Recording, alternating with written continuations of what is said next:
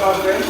We have the UP Fighting Rouge defeating the UP Red Warriors 77-67. We have Assistant Coach Christian Luanzon, 20 million round, and Harold Alonso.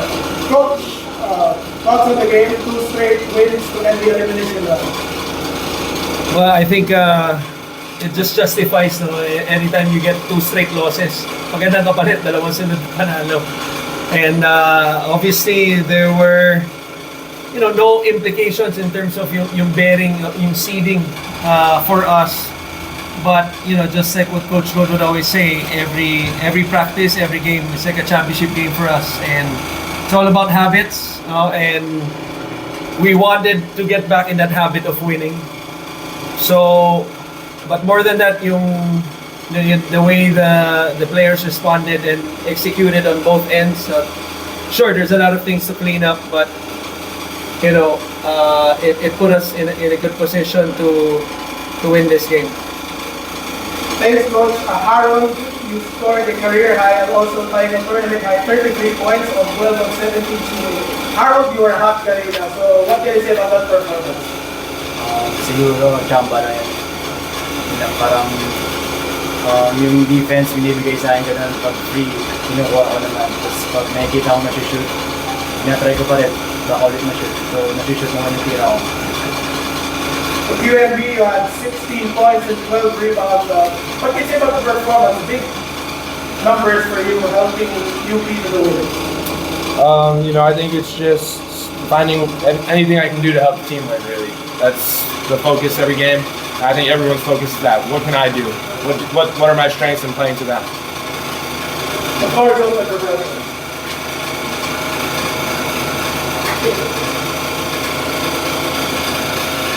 As you mentioned, not very clear, over 7 in the finals, or would you say, from a coach's standpoint, it's hard to say na they're satisfied with the team right now, but would you say na you're in the same general area where you expected the players to be in terms of, I guess, competitiveness and the overall feeling of the game? Yeah, to your point, first of all, a coach is never satisfied, especially si Coach Bull.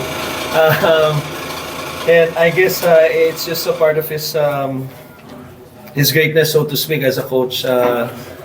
Second, that's what Coach Gold really wanted after those 2 losses, more than the X and O's, is really to compete. And if there was a message sent during the practices, yun yung top of the list. And like I said, the last 2 games, I thought that was evident for us. UE, for example, we thought that, in stretches of the games that we had a chance to sort of like blow them out, pero they just wouldn't quit. And obviously, this game means a lot more for them. But knowing or seeing how, guys like Harold, QMB, Maymay, and the rest of the team responded inside per possession, nakita natin yung competitiveness nila doon. Key for you, huge numbers today, and of course coming against a matchup like Precious. Can you just talk about the work you did to, you really limited him today, his first game back? In the first game, I think I was still making my adjustments coming to UAAP, and I knew this was going to be a matchup that was going to be tough. So for me, the focus was just how do I keep playing hard defense but avoiding those foul calls that I got in the first game. Coach, so after back-to-back wins to end the elimination round, does it really change anything on where teams are in terms of mentality, goals, or somehow this confidence is something that you take into the plan? Sure. Every time you enter the Final Four with 2 straight wins, our confidence should be there. But as cliche as it sounds, we're just gonna take this one practice at a time, and just like any other loss we're in, you're gonna have to, move forward and forget about it and learn from your mistakes. Same thing with a win. We're gonna have to move forward from this because pagdating ng Final Four, we're gonna treat that as a game, even though we have the twice to beat advantage. It's a do or die game for us. So it's important for us, in what 8 days? It's a 13, no? So 7 or a week, and so that our daily mindset is always right, because andito na kami. We got 1 foot in the door. The goal was, to make it to the Final Four.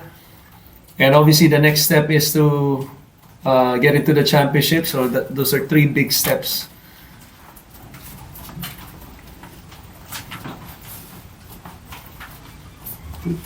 Coach, additional lang po. What just can you say about that matchup with UST? You were perfect against them this regular season, pero of course it's a different story in the Final Four.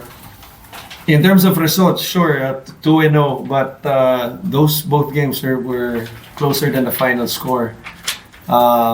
UST is, with the experience with Fortsky, at the point. Also with Tongkara and his abilities on both ends, and you have Caballero, and in their last game they found sort of like a magic bunot, kung tawagin nga ni Coach Bido, yung kay Asido, is we're gonna have to prepare for all of them. It's gonna be a good series. Harold, talking about UST, of course, career high performance nga sa'yo ngayon. Gano'ng kalaking confidence booster na lang to na para mapakita mo rin yung gano'ng klaseng laro pagdating ng Final Four at hopefully finals for you guys? Siguro papasok sa Final Four, big boost talaga to sa confidence ko, kasi last 3 games ata parang shaky ako. Parang siguro lang siya, parang nakatulong na din siya siguro sa sarili ko papasok sa Final Four. Yun lang.